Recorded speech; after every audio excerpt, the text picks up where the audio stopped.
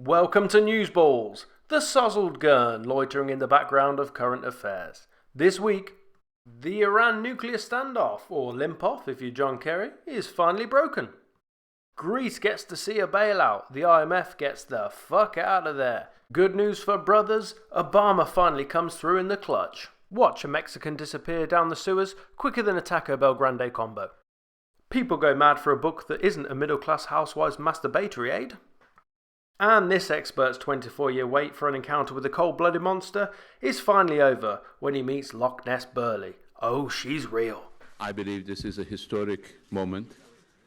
We are reaching an agreement that is not perfect for anybody, but it is what we could accomplish, and it is an important achievement for all of us. 10 years of negotiations. Most people take the US to task over their foreign policy, but for every Bay of Pigs, they do something like this. Their foreign policy is a bit like Coldplay. It just feels right to hate the overall body of work, but if you look hard enough, there is some good stuff. You're just embarrassed to admit it.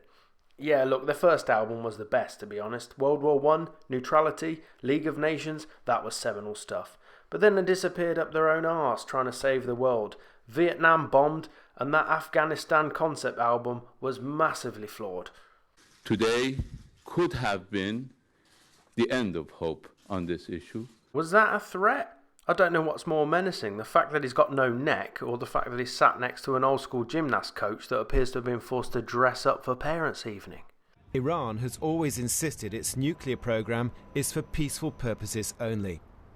But under today's deal, all these facilities are to be scaled right back, with the aim of making it impossible for Tehran to build a nuclear weapon quickly if it ever decided to do so. Oh, I get it. So there's very little trust on either side. It's a pretense. It's a pretend display of trust, like when you give your girlfriend your phone after you've deleted your browser history, call history, and all but her text messages.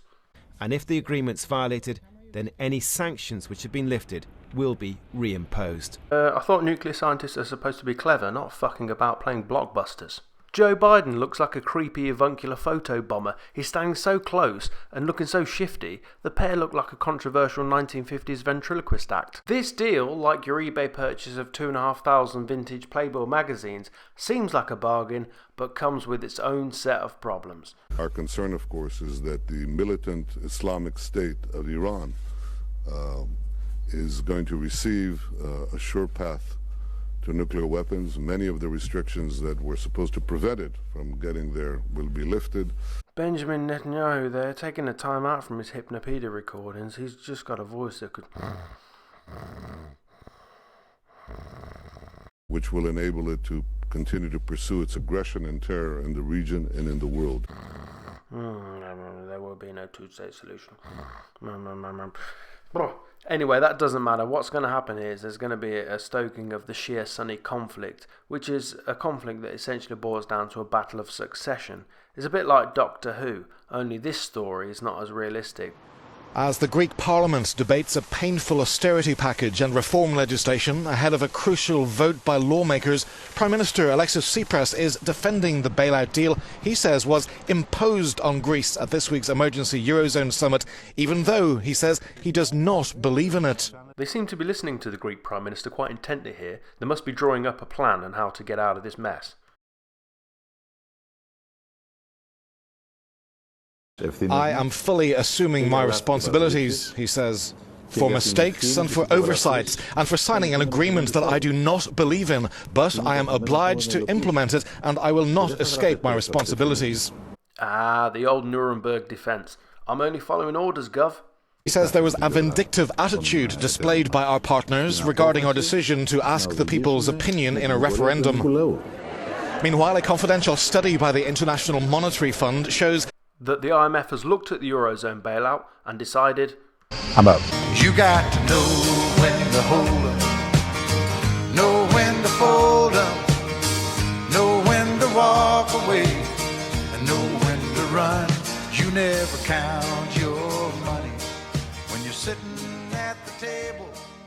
With the stroke of a pen, President Obama cut short the prison sentences for 46 federal inmates across the country, making the case that their harsh punishments never fit their crimes.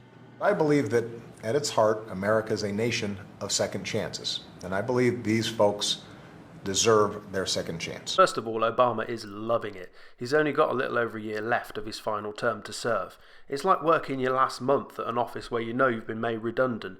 Damn right I'm taking 45-minute shit breaks, and no, I don't know what happened to my ergonomic keyboard, and I don't care for the accusations.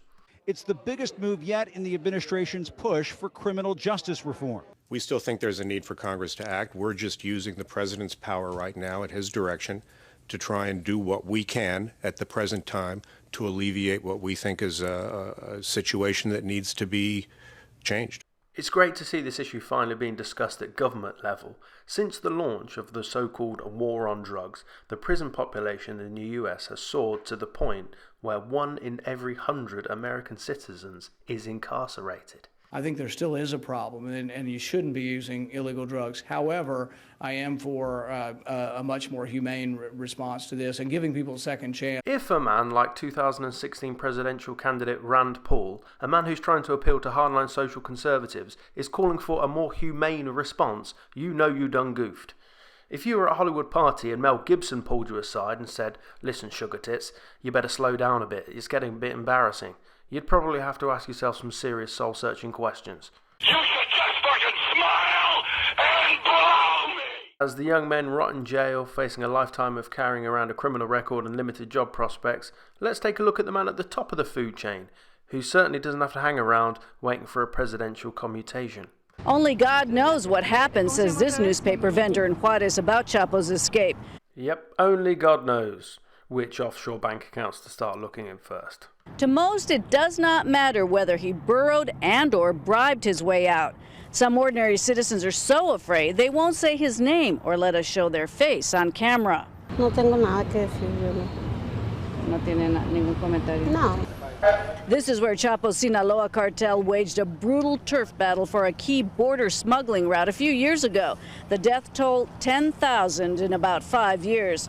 Local, state, and federal police in Juarez are on alert and prepared to respond to any spike in violence. Indeed they are. They issued the following statement. Our account number is 2344468.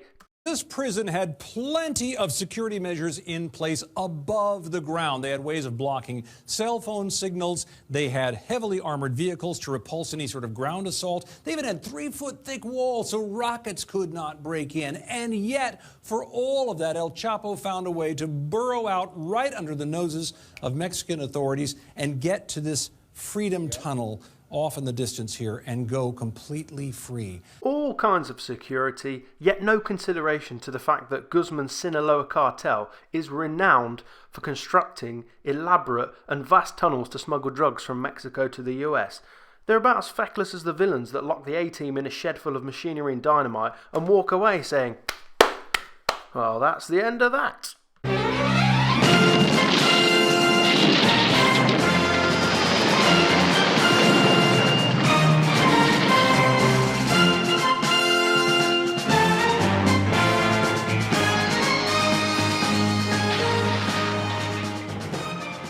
Go Set a Watchman hit store shelves this morning, 55 years after To Kill a Mockingbird. A book in the news, and not so much as a frumpy, clammy-handed cat lady in sight. There's been a lot of excitement ever since this book was announced back in February.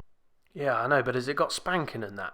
Since Atlanta, she had looked out the dining car window with a delight almost physical. Sorry, Harper, that's not going to cut it. You've got to zhush it up a bit for the modern reader. This is what you're looking for.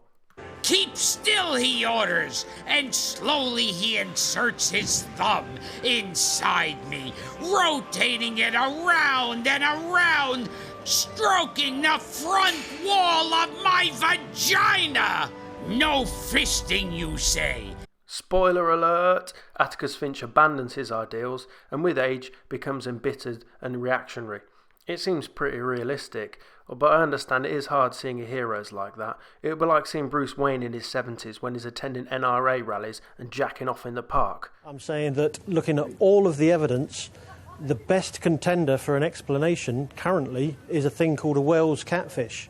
You may be shocked to hear that. The Loch Ness Monster is probably a big-ish fish, and a Santa that you met at your local shopping centre is just a fat bloke called Barry that used to work the doors at the Wetherspoons on High Street. Tomorrow, if a 4-foot-long neck sticks up out of the loch behind me here... Hang on. Expert? They're calling him a Loch Ness Monster expert. In that waistcoat.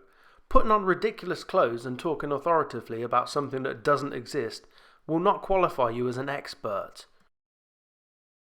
Given that you've spent 25 years looking for it, given that we've had all sorts of Pinger devices going up and down that loch looking for Nessie, no sign whatsoever, is it time to give up and say that actually there isn't a Loch Ness Monster? Yes, isn't it about time you admitted you've wasted your life, you silly little man? Kay Burley there with her unique brand of human empathy. I've spoken to the family. They don't expect to find her alive. I'm sorry to have to tell you, in circumstances like this, would you like to say anything? Or what the expert needed to do was expose her lack of wit with a curveball, like this chap did when she was canvassing opinion about the royal baby. The news is a black boy. Bosh! Now watch Kay cack herself when she accidentally asked for the opinion of a deaf lady. That pathetic laugh and panicked look at her director. I've seen that look before. Steve, 25 years you've been doing it. Sky News has been on the air longer than 25 years, and the joke used to be in the early days that more people had seen the Loch Ness Monster than had seen Sky News. Now something like 130 million people see Sky News. Humiliation and shameless self-promotion. She really is quite some anchor. That's it from Newsballs. Remember, kids... drugs are bad. You shouldn't do drugs. If you do them, you're bad.